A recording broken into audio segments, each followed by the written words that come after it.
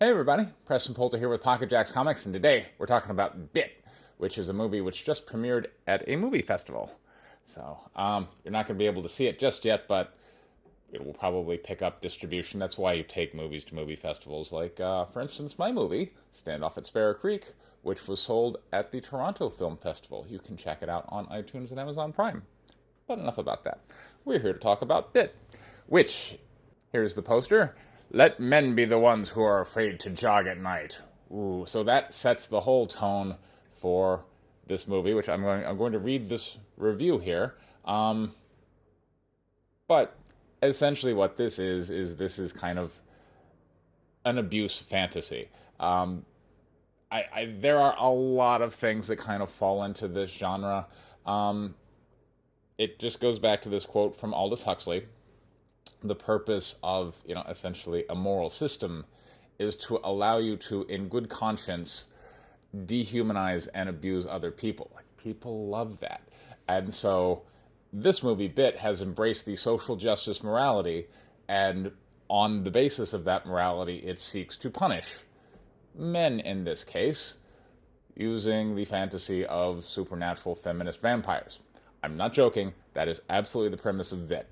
We have supernatural feminist vampires and one transgender male to female, who is recognized as being a woman because why not, right? And so now, getting the moral checkmark of social justice, they are able to go through the evening meting out abuse to men. And I'm sure it's going to be more of like the Captain Marvel kind of like, oh, this man was being obnoxious, so I beat him up and stole his bike. Although here, since it's a horror movie, we're probably going to drink his blood and kill him. Yeah. Let's dive into this review, shall we? All right. Bit tells the story of Lauren, a young transgender college student, leaving her life in a small town, Oregon, to spend her summer in Los Angeles in the hopes of finding more open-minded people and to spend some quality time with her older brother. On her first night out on the town, she successfully sneaks into a bar and finds herself in the throes of a one-night stand with gorgeous Izzy Zolier Griggs, who celebrates post-coital bliss by turning Laurel into a vampire. So far, so good. Soon enough, Laurel is invited to join Izzy's intersexual feminist vampire clutch, led by a scorned female bride of a male vampire, Duke, brilliantly performed by Diana Hopper, and her new life in Los Angeles immediately gets far more adventurous, dangerous, and exciting than anything she could have ever imagined. Being a vampire in LA, you still got to worry about traffic. And if the sunlight burns you, boy, wouldn't it be a horrible way to go? Like, you're just locked up in traffic on the 405, can't get home, sun comes up, you erupt into flames, turn into ash. I feel you, girl. Anyway. Laurel is played by Nicole Maines, who most will recognize as the first transgender superhero after joining Supergirl.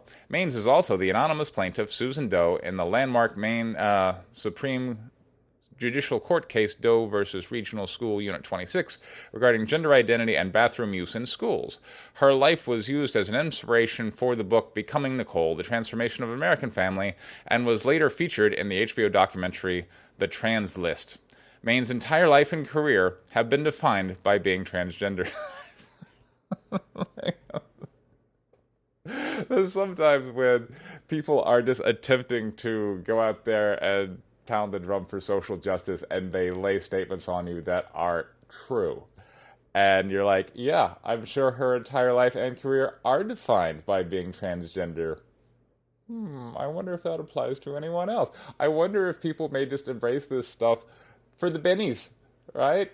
I mean, right? There's this bit where Joe Rogan talks about, in a stand-up routine, talks about Bruce Jenner, and that, if you do this, well, then now you're going to be on the cover of, Vanity Fair, and, people will laud you for being so brave, and you'll get all this free press. I mean, being transgender right now is just, it's a ticket to fame. If you do it, and particularly if you can set yourself up to be oppressed by evil white men, well, they're just going to shower riches and rolls on you, as we did here. One of the rules of the vampire girl gang is that they must never turn a man. Perfectly arbitrary rule? Why not? When Laurel coyly questions her gender identity, the leader of the park quips back, "Never crossed my mind," without missing a beat. Because we all just agree that, sure, if you consider yourself a woman, then the rest of us do too. I gotta pause on this one. Okay, so the thing about vampires is that they're supposed to be kind of old, right? I mean, if you live forever, why would we act like everyone was just turned into a vampire in the last 5 years? So, are you telling me, like, even if we're going like a feministy kind of vampire who was like 100 years old, like, can you imagine like the suffragette struggle of, like the 19 teens kind of thing? And now 100 years later, she's supposed to go, well, of course a man can call himself a woman if he feels like it, or she feels like it. Let's all get down with gender pronouns. Like, I'm sorry. If you go back and you look at how people used to think, they're going to tend to be not politically correct in today's terms. So the idea that we have these vampires who are completely down with whatever the latest social justice fad is absurd. But the whole movie is absurd, so when in Rome, I suppose. All right. It's very subtle. It's a very subtle and throwaway moment to the untrained eye, but Duke's steadfast affirmation that Laurel's gender identity is valid and worthy with one sentence is probably the most important moment of transgender representation ever portrayed in a horror film. Kudos. Our leader's idea serves as the central conceit of the entire film. The idea that men must never become vampires ever again because they cannot be trusted with the ultimate power. Historically speaking, men abuse power, and it frequently leads to the oppression and abuse of women, regardless of the cultural background. It is this belief that assists Duke, Laurel, Izzy, Frog, and Royal in determining who is deserving to be nothing more than a midnight snack for our vampire crew. Okay.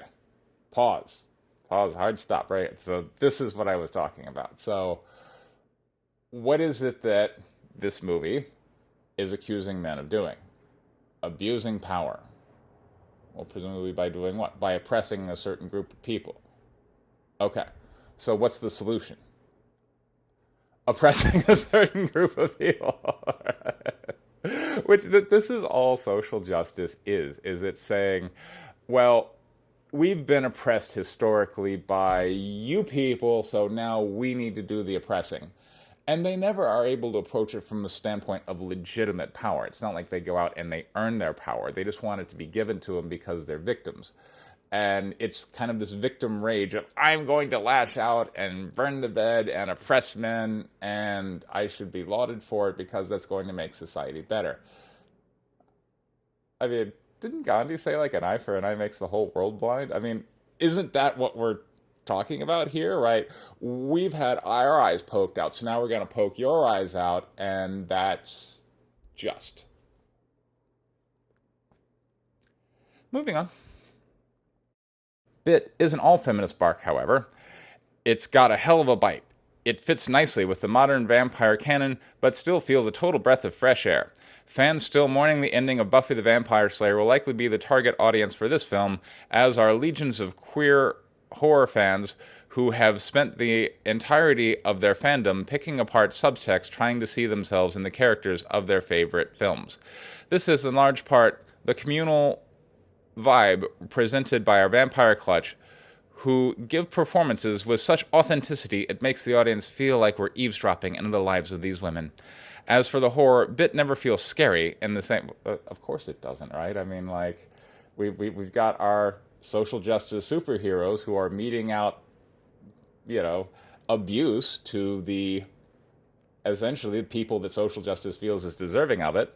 Much like Ignited, by the way. You should check out that video, which is basically the same thing. It's these social justice-oriented young people, they're always young people, are now just going to blow up the house of Alex Jones because he's a bad person. So, as for horror, Bit never feels scary in the same way that that films like Friday Night never felt scary, but it's still a hell of a fun ride. So, there you go. And, of course, who is it who, wrote and created the movie Bit a white guy? Well, there you go. How many times have we seen this pattern? The male feminist out to kind of white knight and say, it's your turn, woman. You're going to present a totally different version of oppression by basically just scratching out who's doing the oppressor and oppressed and flipping it, and therefore the world's going to be better. Bit, look for it. Coming on, I'm sure with the movie this social justice-y, they're going to find distribution, and soon it will be on iTunes and Amazon Prime. Don't miss it. By the way, my project, White Lily, about the deadliest female fighter pilots who ever lived, they flew for the Soviet Union, is currently on Indiegogo. For those of you who missed the Kickstarter, there's a link for that down in the description. Thank you very much for your time. Take care.